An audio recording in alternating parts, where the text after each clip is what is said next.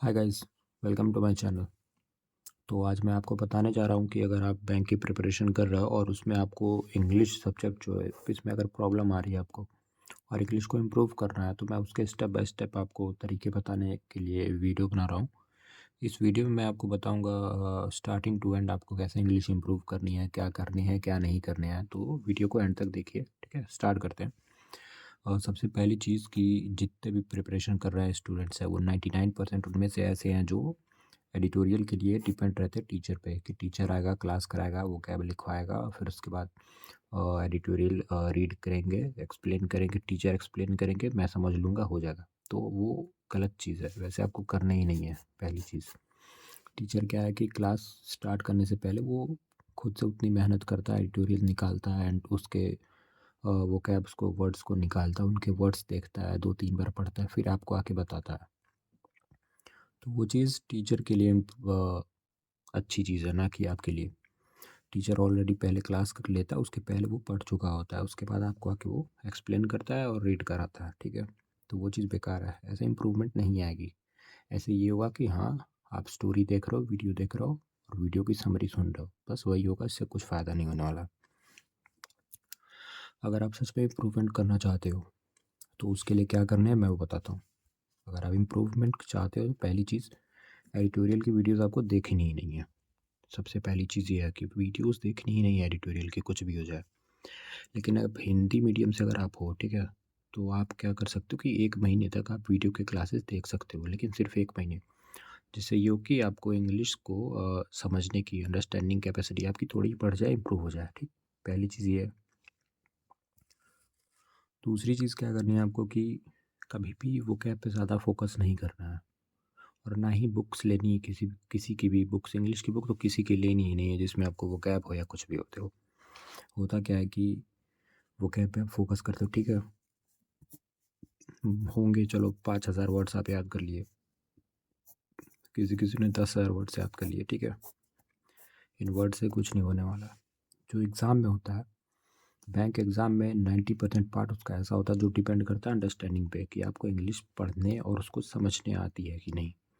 आप इंग्लिश पढ़ के उसको समझ ले रहे हो और दूसरे को बता पा रहे हो कि इसमें क्या लिखा है, तो वो चीज़ बैंक में डिमांड होती है उसकी, ना कि वर्ड्स की। आपको डिक्शनरी नहीं बनना है, आपको बनना है क्या है, ऐसा बनना है कि जो इंग्लिश को समझ ले, समझने के बाद दूसरे को समझा सके। तो पहली चीज़, उसमें अंडरस्टैंडिंग होती नहीं है, ठीक है। अगर आपको 90% पार्ट ऐसा होता है जो अंडरस्टैंडिंग के लिए होता है, ठीक। बाकी जो होते हैं वो वोकैब हुए या ग्रामेटिकल हुए, तो अंडरस्टैंडिंग ज़रूरी है। अगर नहीं अंडरस्टैंडिंग हुआ मतलब कि इम्प्रूवमेंट होना ही नहीं है। चाहे आप ग्रामर में मास्टर ही क्यों ना हो, अगर आपको अंडरस्टैंड नहीं करनी आती इंग्लिश, तो आप फिर बहुत मुश्किल है इम्प्रूव करना, ठीक है। बैंक एग्ज़ाम को ज़रूरत क्या होती है? बैंक एग्ज़ाम में ज़रूरत होती है सेंटेंस फ्रेमिंग की, कि आप सेंटेंस फ्रेम करते कैसे हो, सेंटेंस फ्रेम करने आ रहा है आपको कि नहीं आ रहा है। और एबिलिटी होती है कॉम्प्रिहेंड करने की, मतलब कोई चीज़ लिखी है उसको पढ़ के अपने वर्ड्स में आप लिख सकते हो, एक्सप्लेन कर सकते हो दूसरे को, वो चीज़ ज़रूरी है।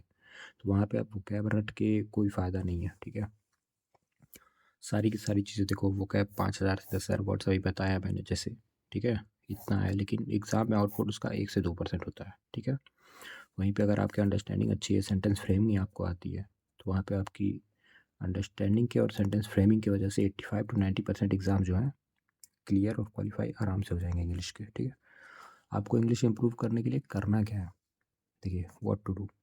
अब मैं ये दावे के साथ कह सकता हूँ, अगर आप ये 1 से 2 महीने तक फॉलो करते हैं तो पक्का आपका इंग्लिश जो है इम्प्रूव हो जाएगा। पहली चीज़ क्या करनी है आपको, एडिटोरियल। एडिटोरियल की आपको टीचर पे डिपेंड नहीं रहना है, ना किसी क्लास पे डिपेंड रहना, ठीक है। इसके लिए करना क्या है, कोई भी आप कोई भी पैराग्राफ कहीं से भी उठाइए, कोई भी न्यूज़, ज़रूरी नहीं जो टफ हो, जो ट्रेंडिंग हो वही, कोई भी आप पैराग्राफ उठाइए, सेल्फ रीड करिए उसको, ठीक है।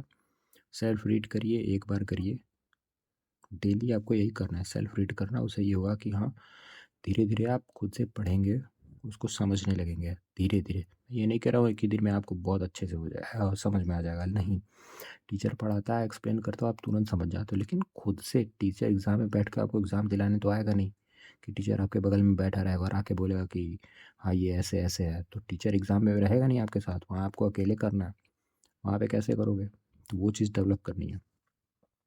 उस चीज़ के लिए आपको सेल्फ रीडिंग करनी है, मस्ट है। सेल्फ रीडिंग करना है, ठीक है। सेल्फ रीड कर लिया पैराग्राफ को, जो टफ वर्ड्स हैं उनको छोड़ो, आगे बढ़ो, ठीक है। ज़रूरी नहीं है कि जो टफ वर्ड है उनको भी समझते हुए चलना है। स्टार्टिंग फेज़ में नॉर्मल पढ़ते जाओ, जो समझ में आया उसका समरी लिखते जाओ, ठीक है। समरी डेली लिखो।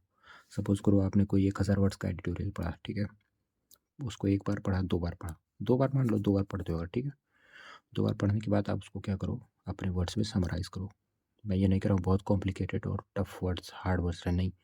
सिंपल, एकदम सिंपल, जो आप अपनी लेमैन लैंग्वेज बोलते हैं ना, उस लैंग्वेज में एकदम से उसको अपने सेंटेंसेस में समराइज़ करो, ठीक, फ्रेम करो सिंपल सिंपल सेंटेंसेस में। ये चीज़ आप करो, ठीक है।